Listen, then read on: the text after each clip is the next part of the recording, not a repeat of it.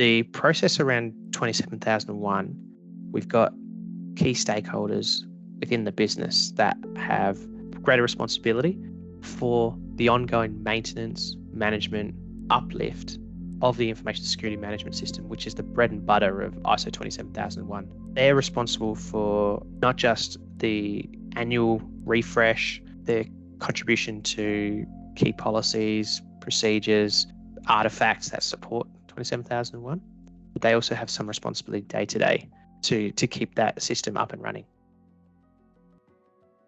The day-to-day responsibilities, though, is where we kind of spread out more broadly.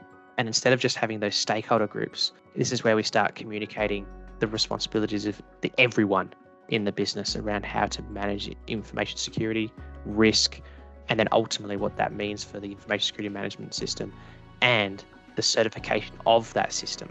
So achieving ISO 27001 certification is all underpinned by everyone.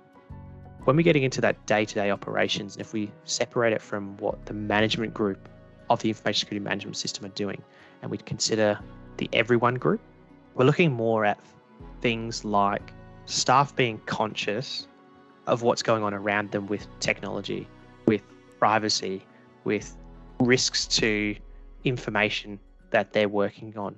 So being really conscious of, do I send that information via email? Or should I take a step back and go, that looks a little bit sensitive. I need to protect it in some manner.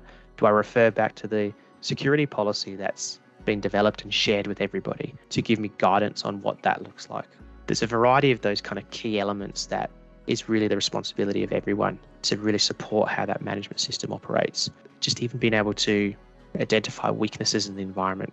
So not technical vulnerabilities that are getting reported and being exploited, but being conscious of a phishing email has come in and it looks suspicious.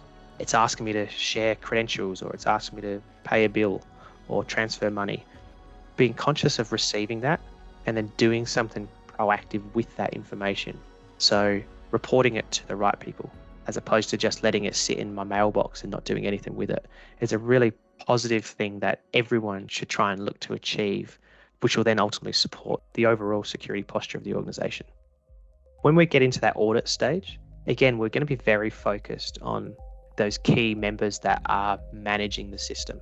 So auditors are going to be expecting to communicate with members of the team that are operating the management system. That said, ISO 27001's expectation is that policies and procedures or artifacts relating to security management, relevant documents through that process are available to all staff.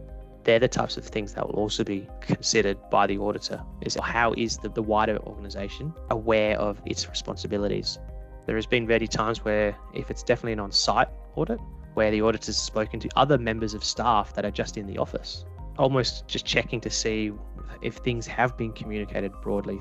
So what an auditor may do is actually ask some of those questions as they're walking through. Do you know where the security policy is? Can you get to it? Have you read it?